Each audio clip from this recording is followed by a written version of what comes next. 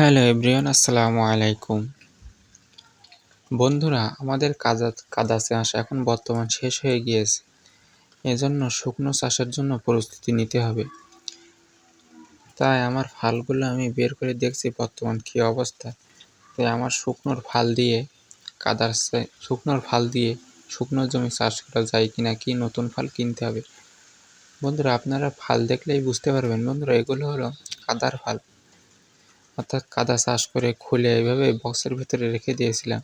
আর এই বক্সটা হলো কাদা ফালের বক্স।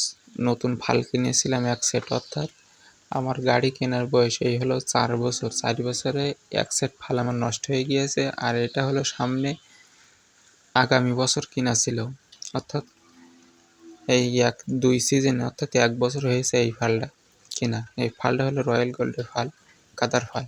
আর বন্ধুরা, এই দেখছেন যে শুকনোর ফাল ব্যাপক পরিমাণে ছোট হয়ে গিয়েছে। আর এই শুকনোর ফালটা কিন্তু বন্ধুরা অরিজিনাল ফাল এটা, অর্থাৎ গাড়ির সাথে যেটা দিয়েছিল এক সেট 18টা, সেই ফালই। এই 4 বছরে এইভাবেই চলছে, অর্থাৎ শুকনোর চাষ আমাদের এদিকে খুব বেশি হয় না, অল্প অল্প বেশি কাজ হয়, এজন্য শুকনোর ফাল এতদিন টিকে আছে। কিন্তু এখন যে অবস্থায় ব্যাপক পরিমাণে ছোট হয়ে গিয়েছে, এই ফাল যদি এখন লাগাই তাহলে মাটি 16 আনা উঠবে না, অর্থাৎ মাটি বেশি গভীরে যাবে না। এজন্য আমার এই শুকনোর ফাল পাল্টানো প্রয়োজন।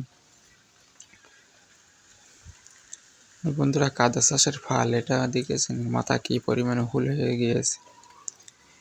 এই শুকনোর ফাল এখন কিনতে হবে, অর্থাৎ শুকনোর ফাল এখন এক সেট বর্তমান কত নেবে বন্ধুরা, আমি সঠিক নিজেও জানি না।